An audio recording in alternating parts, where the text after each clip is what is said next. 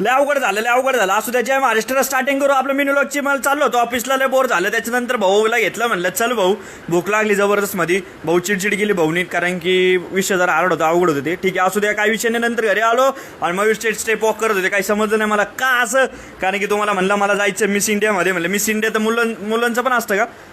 मग इथे question mark चेहऱ्यावरती. पण मग ठीक आहे म्हणलं, काही विषय नाही. नंतर बिस्किट खाल्ले. जेवण झाल्यावर मयूर शेट चिडले, म्हणले यार तुला काय आहे का नाही, नुसता बाका सर्वांनी चरू राहिला. त्याच्यानंतर मी म्हणलं भाऊ काही विषय नाही, माझं कोटा आहे तेवढं खावं लागतं मला.